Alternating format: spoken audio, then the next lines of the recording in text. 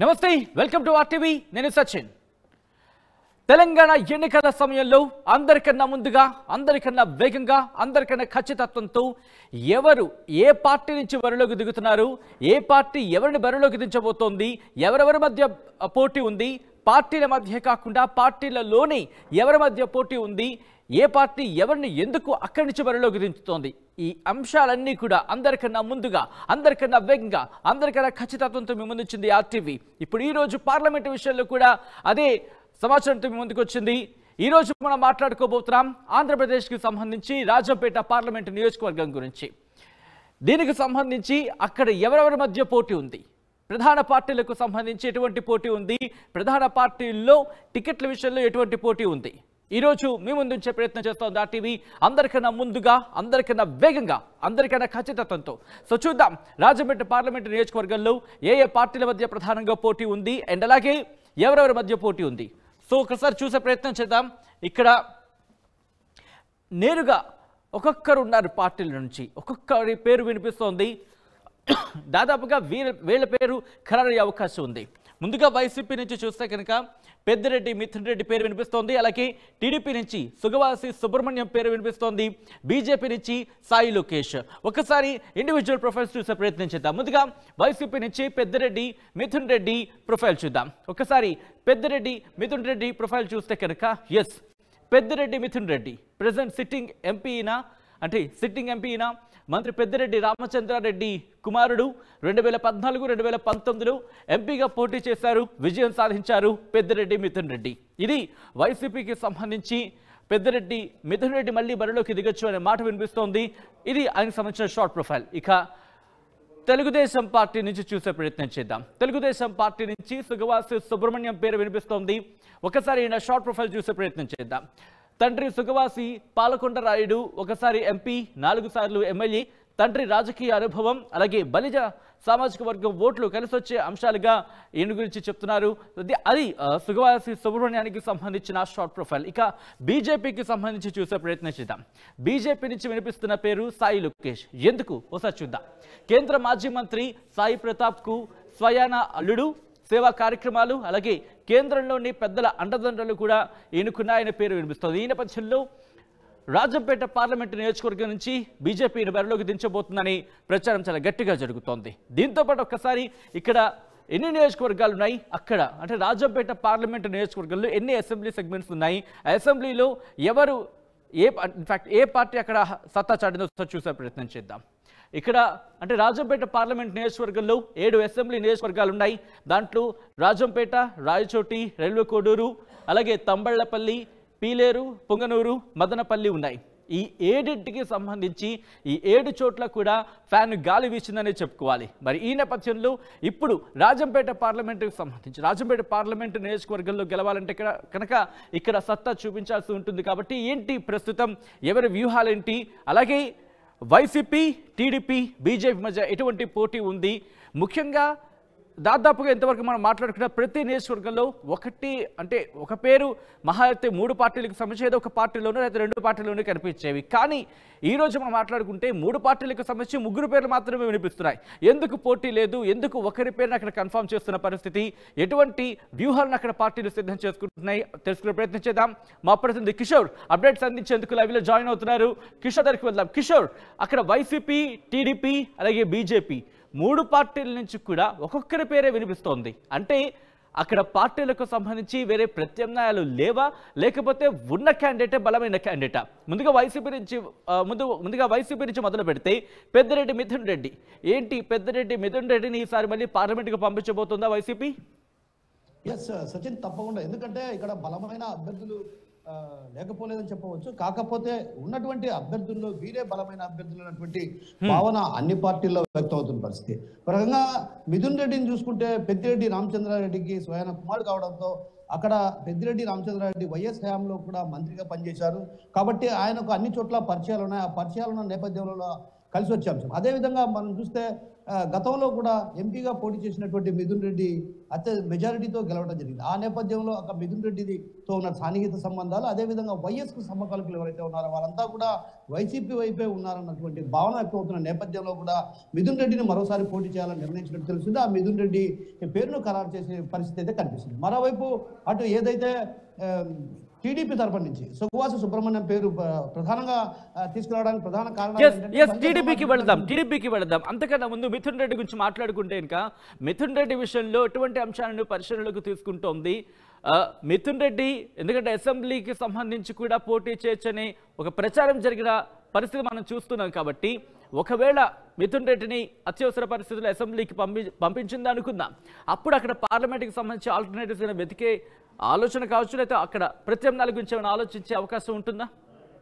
తప్పకుండా సచిన్, ఎందుకంటే మిథున్ రెడ్డిని ఒకవేళ అసెంబ్లీకి పంపించాలన్నటువంటి యోచన జగన్మోహన్ రెడ్డి చేస్తే మాత్రం ఖచ్చితంగా మరో వ్యక్తిని, కొత్త వ్యక్తిని తెరపైకి తెచ్చే అవకాశాలు ఇందులో ఎవరు ఏంటన్నటువంటి విషయం పైన కూడా ఇప్పటికే వైసీపీలో ఉన్నటువంటి కీలక పెద్దలు కూడా చర్చించడం జరుగుతుంది. అయితే ఓవైపు ఏదైతే పెద్దిరెడ్డి రామచంద్రారెడ్డికి సంబంధించినటువంటి కొందరు నేతలు కూడా ఇప్పటికే భేటీ కావడం, ఎవరిని ఎంపీగా పోటీ చేస్తే బాగుంటుందన్నటువంటి ఆలోచనలు కూడా చేస్తున్నారు. ఆ ఆలోచనలో భాగంగా ఇప్పటికే ఏదైతే సీఎం జగన్మోహన్ రెడ్డితో అటు సజ్జల కావచ్చు, అదేవిధంగా విజయసాయి రెడ్డి వంటి నేతలు కూడా ఎవరిని పోటీ చేయాలన్నటువంటి భావనలో ఉన్నట్టు తెలుస్తుంది. ఆ నేపథ్యంలోనే ఒక మైనారిటీ వర్గాన లేకుంటే రెడ్డి సామాజిక వర్గానికి సంబంధించినటువంటి ఒక నేతను తెరపైకి దించాలన్నటువంటి ఆలోచన అయితే చేస్తున్నప్పటికీ కూడా మొత్తం మీద చూసుకుంటే మాత్రం అది మిథున్ రెడ్డి ఈసారి ఖచ్చితంగా మిథున్ రెడ్డిని పోటీ చేయాలన్నటువంటి భావన అటు జగన్మోహన్ రెడ్డిలో వ్యక్తమవుతున్న పరిస్థితి. ఆ నేపథ్యంలోనే జగన్మోహన్ రెడ్డి మొత్తం మీద చూస్తే మాత్రం మిథున్ రెడ్డినే పోటీకి నిలిపే అవకాశాలు కనిపిస్తున్నాయి సచిన్.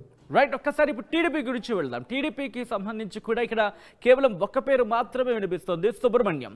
ఏంటి టీడీపీ విషయంలో కూడా అటువంటి పరిస్థితి ఉందని అనుకోవాలా? కేవలం సుగవాసి సుబ్రహ్మణ్యం మీదే ఆధారపడింది అనుకోవాలా, లేకపోతే వేరే ప్రత్యామ్నాయాల గురించి కూడా ఆలోచిస్తున్నాను అనుకోవచ్చు అక్కడ?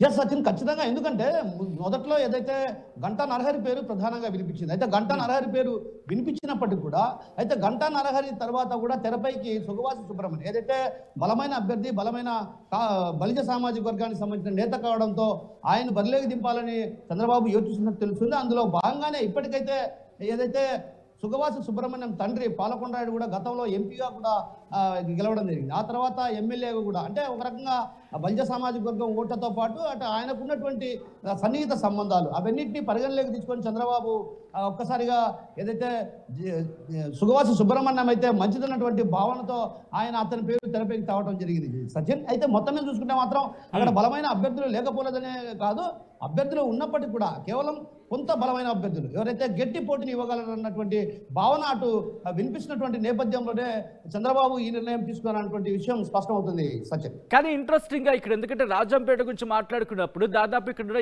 7 అసెంబ్లీ నియోజకవర్గాల్లో కూడా ఫ్యాన్ సత్తానే చాటిందని చెప్పుకోవాలి. ఇటువంటి నేపథ్యంలో ఇక్కడ టీడీపీకి ప్రస్తుతం ఎటువంటి వ్యూహాలతో వెళుతోంది, క్యాండిడేట్స్ వ్యవహారంలో ఎటువంటి ఆచితూచి వ్యవహరిస్తున్న పరిస్థితి అని చెప్పుకోవచ్చు ఇక్కడ సచిన్. మొత్తం మీద చూసుకుంటే మాత్రం ఏదైతే సీఎం ప్రాతినిధ్యం వహిస్తున్నటువంటి అటు కడప జిల్లాను ఏ విధంగా అయితే పరిగణిస్తున్నారో అదే విధంగా రాజంపేట పార్లమెంటును కూడా పరిగణిస్తున్న పరిస్థితి. ఒక రకంగా టీడీపీ దీన్ని ఖచ్చితంగా ఏదైతే అక్కడ ఉన్నటువంటి ఆ ప్రాంతంలో జరిగినటువంటి మైనింగ్ వ్యవహారాలు కావచ్చు, ఇతరత్ర అక్రమాలు, అరాచకాల వంటి వాటిపైన కూడా ఇప్పటికే ప్రజల్లో కొంత అసమ్మతి వ్యక్తమవుతున్న పరిస్థితి. కొందరు కీలకమైనటువంటి నేతలు ఎవరైతే వైసీపీకి సంబంధించినటువంటి కీలక నేతలంతా కూడా పార్టీని వీరి టీడీపీలో చేరుతున్న పరిస్థితి. ప్రధానంగా మనం రైల్వే కోడూరులో చూసుకోవచ్చు, అటు రూపానంద్ రెడ్డి వైసీపీ ఇన్ఛార్జిగా ఉన్నటువంటి ఆయన ఒక్కసారిగా కూడా టీడీపీలో చేరడం జరిగింది. అలా ప్రతి నియోజకవర్గంలోనూ ఏదో ఒక ప్రాంతంలో కొంతమంది కీలక నేతలు వైసీపీకి సంబంధించినటువంటి కీలక నేతలంతా కూడా టీడీపీ వైపు చూస్తున్న పరిస్థితి. ఇలాంటి పరిస్థితుల నేపథ్యంలో సుగవాసి సుబ్రహ్మణ్యం అయితేనే ఖచ్చితంగా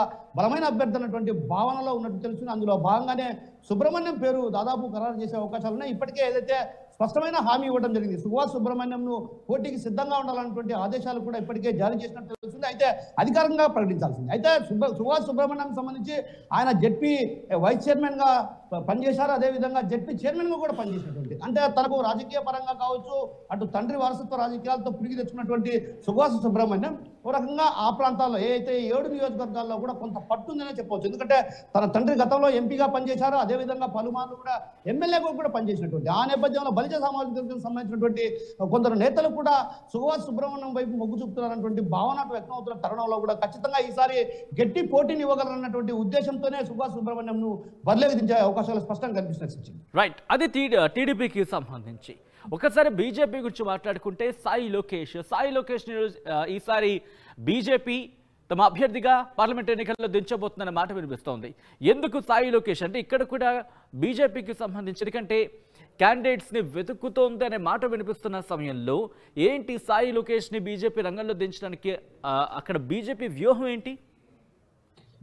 సచిన్, ఖచ్చితంగా ఏదైతే రాజంపేట నియోజకవర్గం ఒక రకంగా బీజేపీ కూడా కొంత పట్టుంది. ఆ ప్రాంతంలో మనం చూడొచ్చు, ప్రధానంగా గమనిస్తే మాత్రం ఖచ్చితంగా రాజంపేట నియోజకవర్గంలో కూడా బీజేపీ కొంత పట్టుంది. ఏదైతే ఇప్పుడు ప్రస్తుతం ఎవరైతే పునరాలోచిస్తున్నటువంటి సాయి లోకేష్ కు సన్నిహిత సంబంధాలు ఉండడంతో పాటు తన మామ స్వయాన ఏదైతే సాయి ప్రతాప్ కూడా గతంలో కేంద్ర మంత్రిగా కూడా వ్యవహరించారు. కేంద్ర మంత్రిగా వ్యవహరించినటువంటి నేపథ్యంలో కూడా ఆయా ప్రాంతాల్లో ఏవైతే ప్రజా సమస్యలు కావచ్చు, అదేవిధంగా కేంద్ర ప్రభుత్వం నుంచి నిధులు తెచ్చి పెద్ద ఎత్తున అభివృద్ధి చేసినటువంటి సాయి ప్రతాప్. అదేవిధంగా సాయి ప్రతాప్ కు అటు వైఎస్ ఇద్దరు కూడా స్నేహితులనే చెప్పవచ్చు. వారిద్దరికి ఉన్నటువంటి సాన్నిహిత్యం కారణంగా వైసీపీ అభిమానులు, అదేవిధంగా వైఎస్ ఎవరైతే అభిమానులు ఉన్నారో వారంతా కూడా ఆ సాయి ప్రతాప్ వెంట నడిచే అవకాశాలు ఉన్నాయి. ఎందుకంటే తన అల్లుడిని బరిలోకి దించితే ఖచ్చితంగా సాయి లోకేష్ ను బరిలోకి దించితే మాత్రం ఖచ్చితంగా వైఎస్ సంబంధించినటువంటి సన్నిహితులు కావచ్చు, అదేవిధంగా అభిమానులు కావచ్చు సాయి లోకేష్ వైపు చూస్తారన్నటువంటి భావన అటు బీజేపీలో కూడా కనిపిస్తుంది. మరోవైపు ఏదైతే ఎంపీగా ఉన్నటువంటి మిథున్ రెడ్డి కూడా కొన్ని ఏదైతే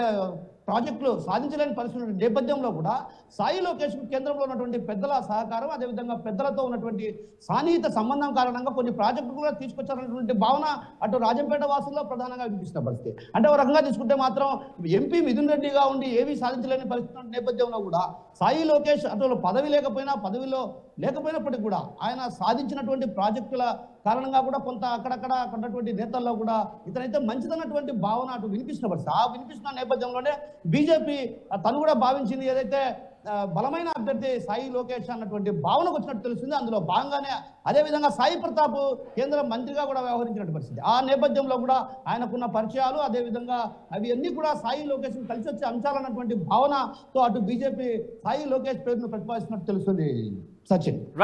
right Kishore, thanks for update. So మొత్తంగా అయితే మాత్రం రాజంపేట పార్లమెంటు నియోజకవర్గంలో మాత్రం త్రిముఖ పోటీ, అవును త్రిముఖ పోటీ తప్పదనే మాట వినిపిస్తోంది. అయితే ఇక్కడ ముఖ్యంగా పెద్దిరెడ్డి మిథున్ రెడ్డి పేరు మాత్రం దాదాపుగా కన్ఫర్మ్ అయిన పరిస్థితి అనే చెప్పుకోవాలి. ఇక అఫీషియల్ కన్ఫర్మేషన్ మాత్రం మిగిలిందని చెప్పుకోవాలి.